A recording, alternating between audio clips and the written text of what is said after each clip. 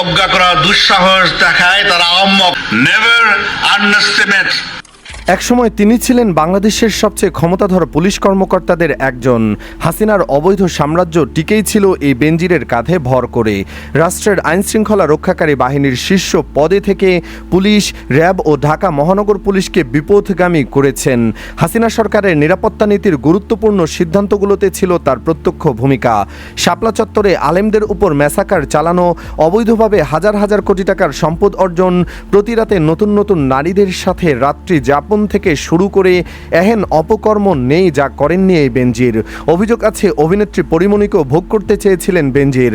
জীবনের কথার এই ভিডিওতে আলোচনা করব সাবেক আইজি বেনজিরের সমস্ত অপকর্ম নিয়ে। বিস্তারিত জানতে ভিডিওটি 1 সেকেন্ডও না টেনে শেষ পর্যন্ত দেখতে থাকুন। বাংলাদেশ পুলিশের সাবেক মহাপরিদর্শক আইজি বেনজির আহমেদ দুবাইয়ে গ্রেফতার হয়েছেন। দুর্নীতি দমন কমিশনের মামলায় ইন্টারপোলে নোটিশ জারির পর তাকে গ্রেফতার করেছে দুবাই পুলিশ। দীর্ঘদিন ধরে বিভিন্ন গণমাধ্যমে তার বিপুল সম্পদ, প্রভাব খাটিয়ে জমি দখল এবং পরিবারের সদস্যদের নামে সম্পদ গড়ে তোলার অভিযোগ প্রকাশিত হচ্ছিল। কিন্তু ক্ষমতার কেন্দ্রবিন্দুতে থাকা অবস্থায় এসব অভিযোগ কখনো আনুষ্ঠানিকভাবে তদন্তের মুখে দেখেনি। পরিস্থিতি বদলাতে শুরু করে 2024 সালের 28 এপ্রিল।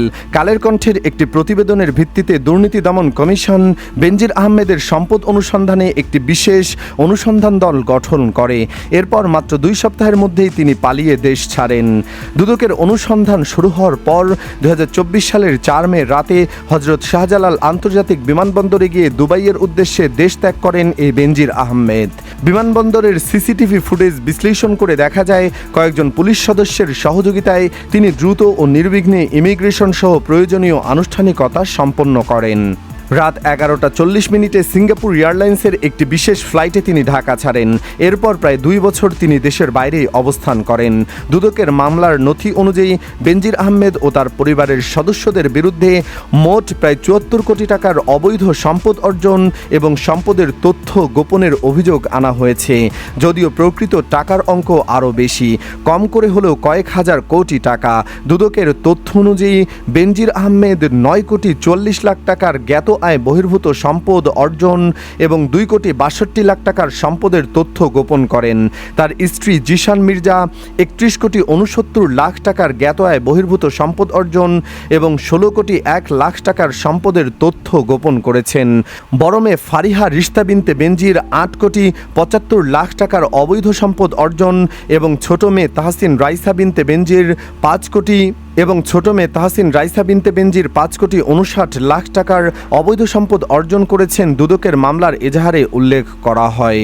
দুদকের অনুসন্ধানে উঠে আসে গুলশানে 4টি ফ্ল্যাট, 33টি ব্যাংক হিসাব, 19টি প্রতিষ্ঠানের শেয়ার, 3টি বিও হিসাব এবং 30 লাখ টাকার সঞ্চয়পত্র রয়েছে বেনজির আহমেদের নামে। দুদকের আবেদনের পর আদালতের নির্দেশে এসব সম্পদ জব্দ করা হয়েছে। দুদকের তদন্তে আরও উঠে আসে বেনজির আহমেদ প্রায় 11 কোটি 34 লাখ 50 হাজার টাকা ঋণ নিলেও সেই অর্থ কোথায় বিনিয়োগ হয়েছে তার কোনো গ্রহণযোগ্য তথ্য পাওয়া যায়নি। দুদক কর্মকর্তাদের ধারণা সেই অর্থ তিনি দেশের বাইরে পাচার করে দিয়েছেন। আওয়ামী লীগ সরকারের সময় আইন শৃঙ্খলা রক্ষাকারী বাহিনীর গুরুত্বপূর্ণ সিদ্ধান্ত বাস্তবায়নের অন্যতম মুখ ছিলেন এই ভণ্ড বেনজির।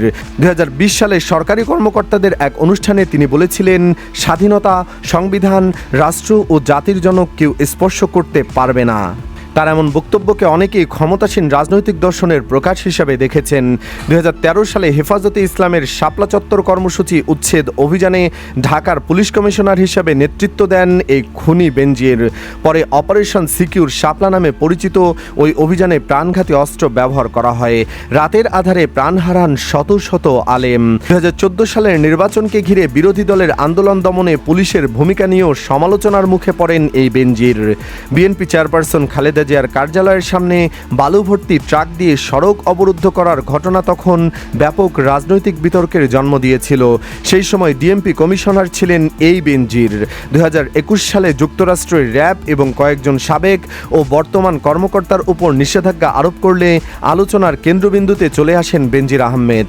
র্যাবের সাবেক মহাপরিচালক হিসাবে মানবাধিকার লঙ্ঘনের অভিযোগের নিষেধাজ্ঞার আওতায় আসা প্রথম বাংলাদেশি আইজিপি ছিলেন তিনি। পেশাগত দায়িত্বের বাইরেও বিভিন্ন কারণে সমালোচিত হয়েছেন বেনজির। 2021 সালে চিত্রনায়িকা পরিমণিকে কেন্দ্র করে ঢাকার বোট ক্লাবে ঘটে যাওয়া একটি ঘটনায় নতুন করে আলোচনায় আসেন বেনজির আহমেদ। জানা যায় পরিমণির সাথে ঘনিষ্ঠ এবং অবৈধ সম্পর্ক ছিল বেনজিরের। এক পর্যায়ে গোপন বিষয় নিয়ে দুজনের মধ্যে দ্বন্দ্ব হয়। এক পর্যায়ে পরিমণিকে গ্রেফতারও করান বেনজির। ঘটনার পর জানা যায় তিনি ওই বাণিজ্যিক ক্লাবের সভাপতি।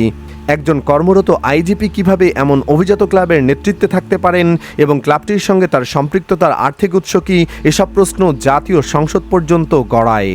বর্তমানে বেনজির আহমেদ ও তার পরিবারের বিরুদ্ধে দুদকের অন্তত 4টি বড় মামলা বিচারাধীন রয়েছে।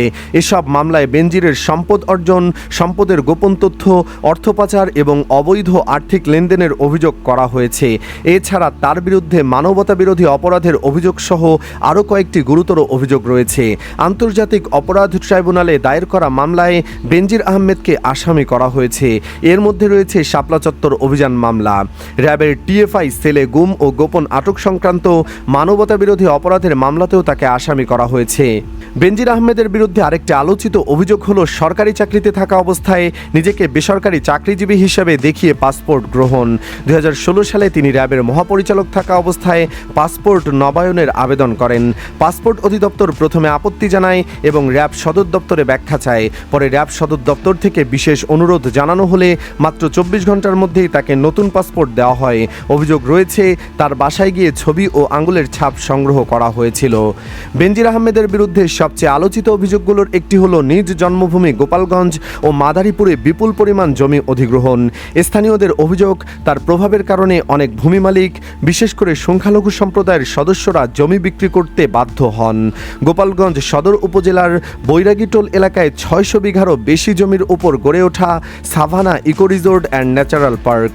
পরে আদালতের নির্দেশে রিসোর্ট সহ বিভিন্ন স্থাপনা জব্দ করা হয় এবং জেলা প্রশাসন এর নিয়ন্ত্রণ নেয়।